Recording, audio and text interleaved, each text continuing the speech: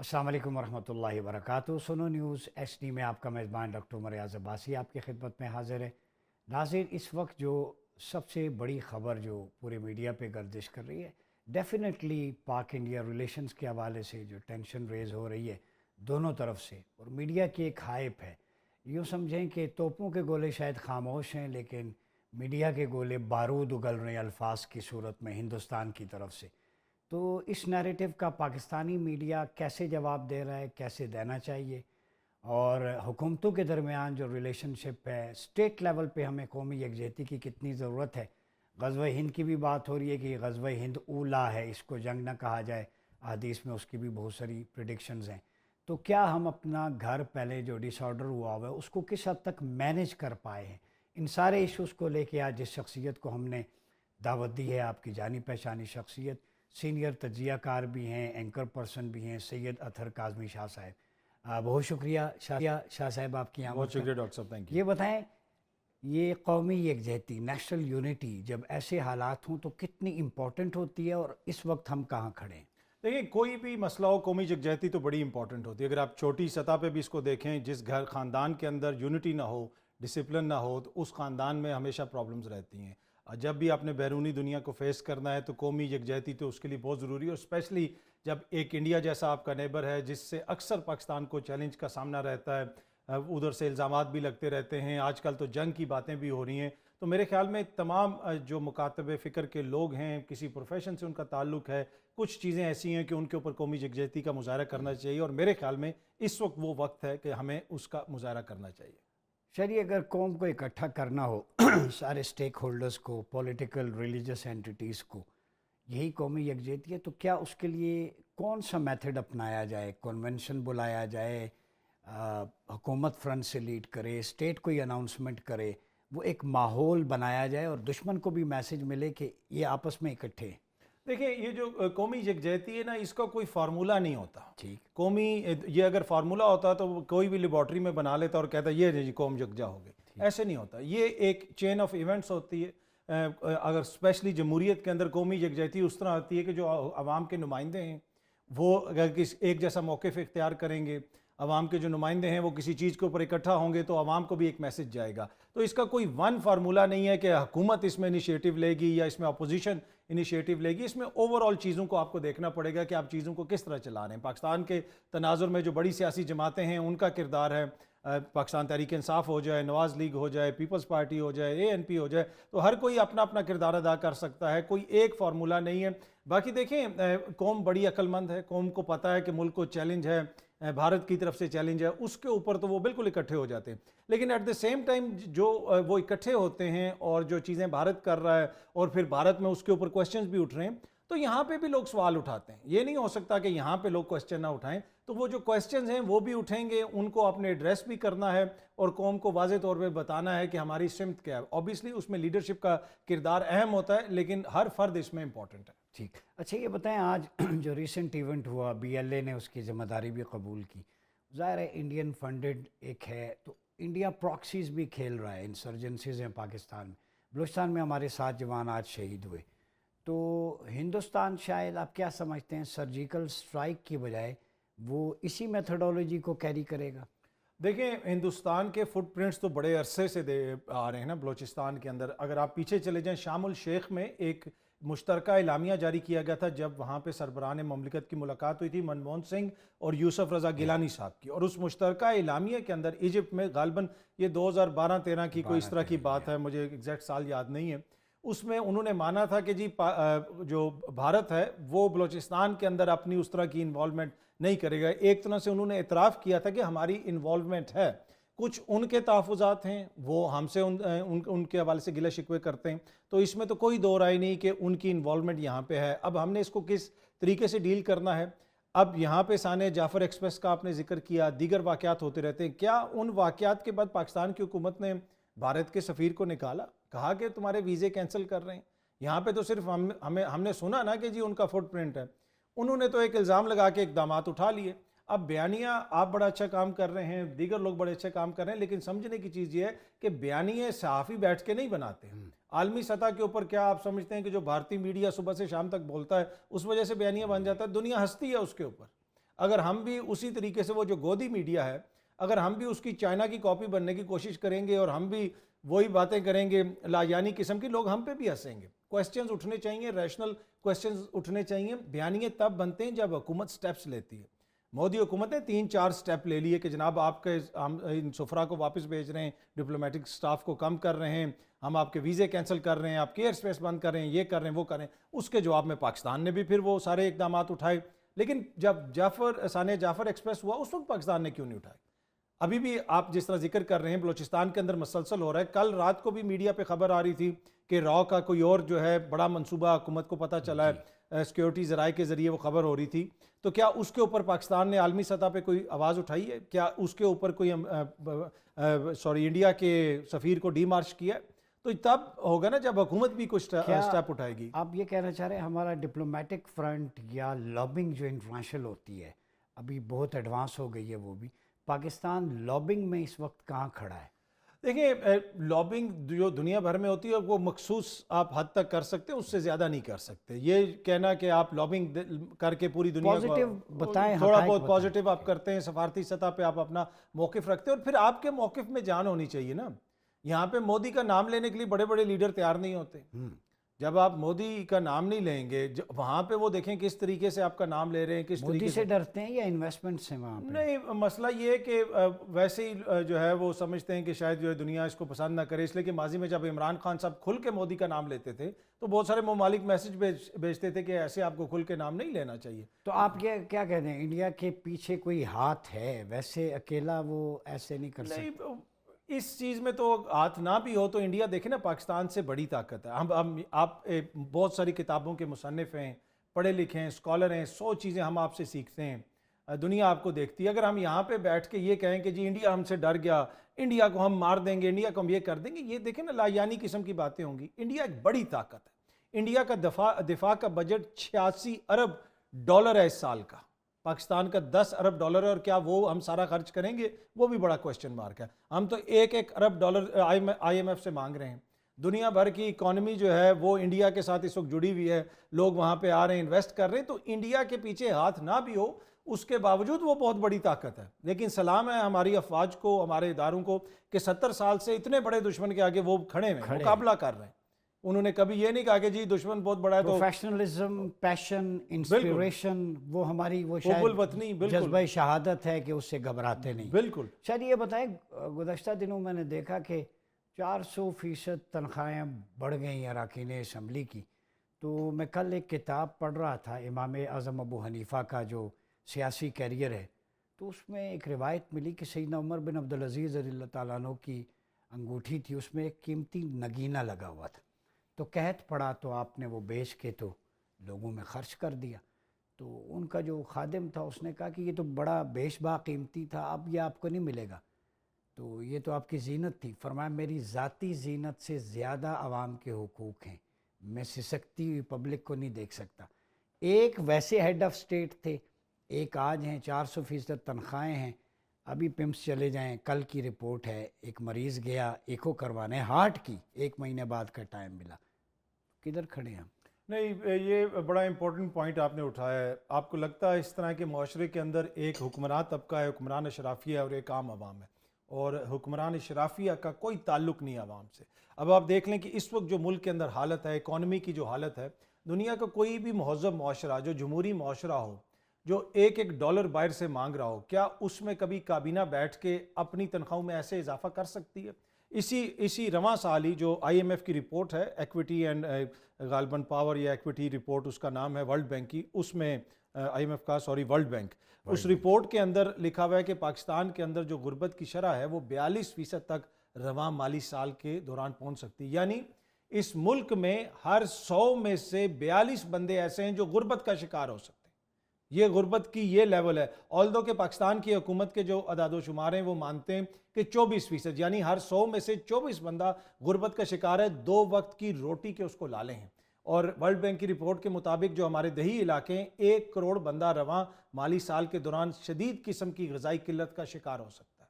کیا اس معاشرے کے اندر حکمران یوں بیٹھ کے اپنی تنخواہوں میں لاکھوں روپے کا جو اضافہ کرتے ہیں اس کو جسٹیفائی کیا جا سکتا ہے؟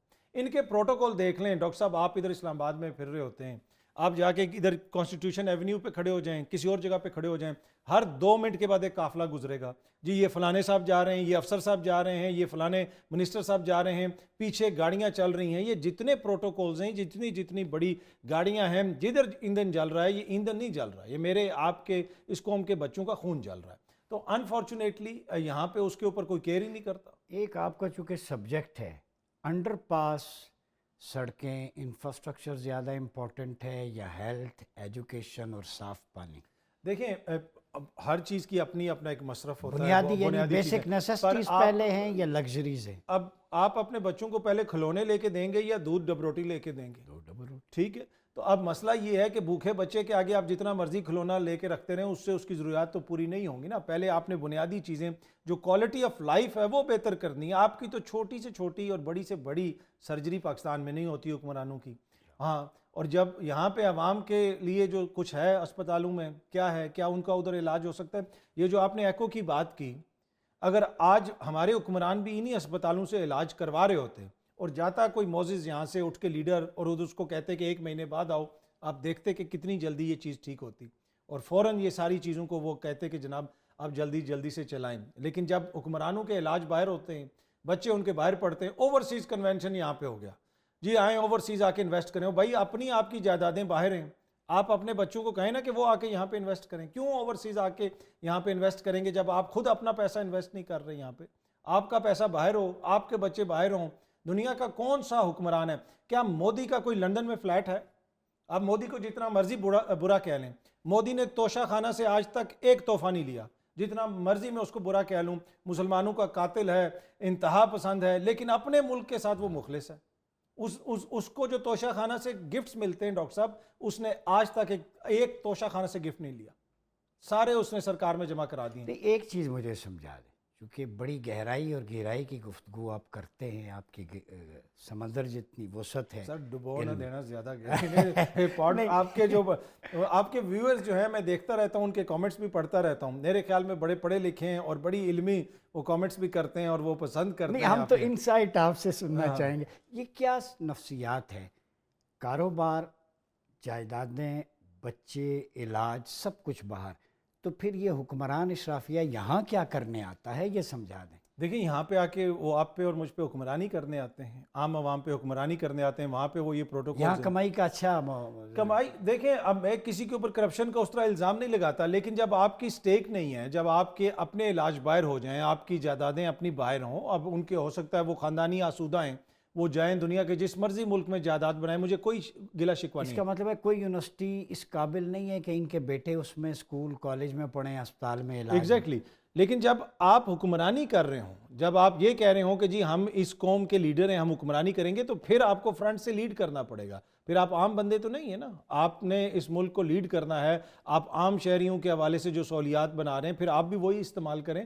تو یہ یہاں پہ ان پہ کرٹیسزم ہوتا ہے. باقی اگر کوئی دنیا میں کہیں پہ جا کے پڑھتا ہے, رہتا ہے, اپنا کسی کا ذاتی کاروبار ہے, اس سے تو کسی کو کوئی گلہ شکوہ نہیں. یہ جو کروڑوں اوورسیز پاکستانی ہیں, لاکھوں یورپ کے اندر ہیں, یہ جو سارا وہاں سے باہر سے پیسہ بھیجتے ہیں, اس سے پاکستان کا ہی فائدہ ہوتا ہے. تو وہ تو اس میں تو کوئی گلہ شکوہ نہیں ہے. لیکن حکمران جو ہیں, یہ نہیں ہو سکتا کہ آپ حکمرانی پاکستان پہ کریں اور جائیدادیں آپ کی جو ہیں وہ لندن میں یا سوئٹزرلینڈ میں یا جدہ میں یا نیو یارک میں ہوں. چلیے یہ بتائیں, تقبیل پاکستان موومنٹ, ان کے چیئرمین سعد نذیر صاحب, وہ کہتے ہیں اسلام میں اشرافیہ کا کوئی تصور نہیں ہے, خلیفہ ہیڈ آف اسٹیٹ اور عام زندگی کی بود و باش, رہن سہن ایک جیسا ہو.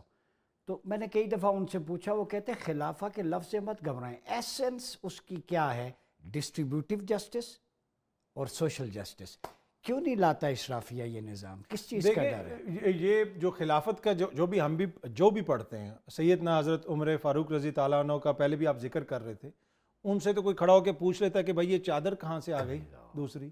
اب آپ سوچ سکتے ہیں کہ آپ یہاں پہ کسی سے پوچھیں کہ بھائی جناب یہ دوسری گاڑی کدھر سے آ گئی, یہ 13 گاڑیاں لے کے تم کیوں پھر رہے ہو. تو خلافت آئے گی تو پھر حکمران جو ہیں وہ حاکم تو نہیں ہوں گے, وہ خادم ہوں گے. اب آپ جتنا مرضی خادم اعلیٰ کہتے رہیں یا جو مرضی کہتے رہیں, لیکن یہ کر رہے آپ پہ حکمرانی ہے. وہ جو نظام ہے, وہ جو اس دور میں قائم ہوا اور جس طریقے سے اس کو چلایا گیا, وہ جو شخصیات تھیں, وہ جو ہستیاں تھیں, انہوں نے بھی اپنے آپ کو جواب دہ رکھا, چاہے قاضی وقت ہو یا عام عوام ہو. تو یہ بات تو بالکل ٹھیک ہے کہ خلافت جو اسلامی نظام ہے اس کے اندر تو کوئی اشرافیہ نہیں ہے. اور اگر اس کی کوئی جھلک آپ کو نظر آتی ہے تو وہ آپ کو مغرب میں نظر آتی ہے. ادھر انہوں نے اس طرح کے قوانین بھی بنائے عمر لاس کے مطابق چل رہا ہے. بیت المال کا جو کانسیپٹ ہے وہاں پہ سوشل سیکیورٹی لوگوں کو ملتی ہے, فری علاج ملتا ہے, تعلیم ملتی ہے. وہ کدھر سے انہوں نے ساری چیزیں دیکھی ہیں؟ انفارچونیٹلی ہمارے پاس وہ ساری چیزیں موجود ہیں لیکن ہمارے جو حکمران ہیں ان کی اس طرف کوئی زیادہ توجہ نہیں جاتی. شاہ جی ایک ایشو ہے, آخری 2 سوال رہ گئے, وہ یہ کہ درجن سے زائد خواتین یا اسکالرز جن کے میسیجز آئیں, اور یہ میں سوال آپ پہ رکھنا چاہتا ہوں, یہ خواتین کے میسیجز آپ کو آئیں اسٹوڈنٹس کے, scholars کے, جو یونیورسٹیز میں, کالجز, ہراسمنٹ بہت زیادہ ہے. کسی کا سپروائزر کہتا ہے کہ آپ چائے پینے چلیں جی, میں آپ کا تھیسس کروا دوں گا. ہر لیول پہ, ورک پلیس پہ بھی, یونیورسٹیز میں, کالجز میں, نام نہیں لیتا, یونیورسٹیاں بھی بدنام ہوتی ہیں. اس کا حل کیا ہے؟ عورت ورک پلیس پہ کیوں غیر محفوظ ہے, اور وہ بھی اسلامی جمہوریہ پاکستان میں, چاہے وہ اسکول میں ہو, کالج میں ہو, یونیورسٹی میں ہو, گلی میں چھوٹی بچی جاتی ہے اسے پکڑ کے لے جاتے ہیں, اور یہ آئے دن یہ کیسز ہیں. اس کی کیا وجہ ہے؟ مورل ہمارا ڈیکلائن ہے, ایجوکیشن میں کوئی پرابلم ہے, تربیت میں کیا مسئلہ ہے؟ یہ دیکھیں, اس میں سب سے پہلے اگر کوئی ذمہ دار ہے تو وہ مرد ہیں جو اس طرح کی حرکتیں کرتے ہیں. اب اس میں بہت سارے ایشوز ہوتے ہیں, بڑا یہ ڈیپ سبجیکٹ ہے, لیکن اینڈ آف دا ڈے اگر کوئی خاتون کہیں پہ کام کر رہی, کوئی بچی کہیں پہ پڑھ رہی ہے, اس کے لیے ایک سیف انوائرمنٹ پرووائڈ کرنا ادارے کی بھی ذمہ داری ہے, اس انسٹیٹیوشن کی بھی ذمہ داری ہے, ایز کوئی بھی ہیڈ ہے, کوئی ٹیچر ہے, پروفیسر ہے, اس کی بھی ذمہ داری ہے. لیکن ایسا ہوتا نہیں ہے. ہوتا کیوں نہیں ہے؟ کہ جو ہمارے معاشرتی رویے ہیں ڈاکٹر صاحب, ہمارے معاشرتی رویے کیا ہیں؟ میں آپ کی بڑی عزت کرتا ہوں, مجھے آپ بالکل میری بہنوں کی طرح ہیں, میں آپ کی بڑی عزت کرتا ہوں, آپ بالکل میری ماں کی طرح ہیں. کیا خاتون کی عزت کسی رشتے کے بغیر نہیں ہو سکتی؟ وہ آپ کی ماں ہے, بہن ہے, نہیں ہے, اس کے باوجود وہ قابل تعظیم ہے. کیا آپ کو اسلام میں نہیں پتا کہ عورت کا کیا مقام ہے؟ اور ویسے بھی آپ اس کو مذہب سے علیحدہ بھی کر دیں, کیا انسانیت آپ کو نہیں پتا؟ دنیا بھر میں آپ جو ہے یورپ میں دیکھ لیں, خاتون نے جو مرضی کپڑے پہنے ہو, کسی کی جرت نہیں ہے کہ اس کو وہ جو ہے اس طرح کر سکے. تو اگر کرتا ہے کوئی پھر قانون حرکت میں آتا ہے. تو اس میں ہمارے معاشرتی رویے ہیں, جس طریقے سے ہم کرتے ہیں, اور جس طریقے سے ہم نے ایک وہ ایٹماسفیئر بنایا ہوا ہے کہ جناب ساری ذمہ داری جو ہے وہ بچی پہ ہے. بچی آپ نے یہ نہیں کرنی, اپنے بیٹے کو بھی تو سمجھانے کی ضرورت ہے نا کہ بھائی آپ اس طرح کی حرکتیں نہ کریں. اور دوسرا یہ ہے کہ تھوڑا سا پھر ہمیں جو لوگ ہیڈز ہیں, جو لوگ اس طرح کرتے ہیں, ان کو بھی دیکھنے کی ضرورت ہے. ایک بڑا انٹرسٹنگ سوال ہے, آپ نے بھی گھر جانا ہے, میں نے بھی جانا ہے, اس سے بلا خوف و خطر ہو کے پوچھوں گا, چونکہ ایک اکیڈمک چیز ہے اور لوگوں نے پوچھا بھی ہے. پچھلے دنوں جامعہ الازہر کے ایک مفتی ہیں الشیخ, انہوں نے فتویٰ دیا کہ بیوی پہ فرض ہے کہ وہ اپنے خاوند کی دوسری شادی کا انتظام کرے موجوجہ حالات. اچھا اجتہادی نہیں, آپ نے نہیں گھر جانا ڈاکٹر صاحب, آپ پوچھیں سوال, آپ کا دل ہے, میں تو جانا ہے. اچھا جی سنائیں, یہ فتویٰ سنائیں, یہ مجھے انٹرسٹنگ لگ رہا ہے. دوسری انہوں نے کنٹمپریری ریلیونس میں, چونکہ یہ سبجیکٹ ہے, ہمارے لوگ بہت ساری چیزوں کو لائٹ لیتے ہیں, انہوں نے کہا کہ خواتین کی ریشو بڑھ رہی ہے, ہارٹ اٹیک سے مرد مرتا ہے, بیماری سے, بم دھماکے سے, عورت کہیں جا کے 70-80 میں بمشکل بقول, اور ہے ایسا. پاکستان میں بھی مور دین 50% خواتین ہیں. جی جی, شاید یہ بتائیں کہ یہ اچھی تجویز نہیں ہے, اس سے نکاح کو سادہ کریں, ایڈلٹری ختم ہو جائے گی. آپ نے نکاح ایکسپینسو بنایا ہوا ہے, مارکی, جہیز, فلاں فلاں, اس چکر میں چاندی آ جاتی ہے بالوں میں. تو آپ اس تجویز کو کیسے دیکھتے ہیں؟ 2 3 4, اور اس میں بہت ساری خوشحالی کے بھی اور ایلیمنٹس ہیں.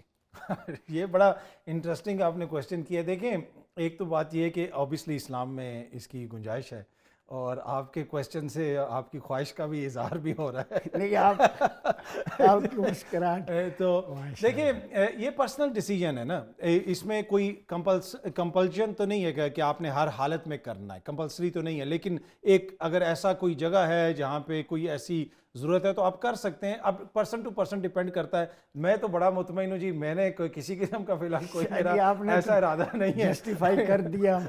ٹھیک ہے, تو میں نے کہا میں, وہ بیگم بھی میری دیکھے گی پروگرام, تو جو ہے فی الحال اس کو کوئی ایسا انتظام کرنے کی ضرورت نہیں.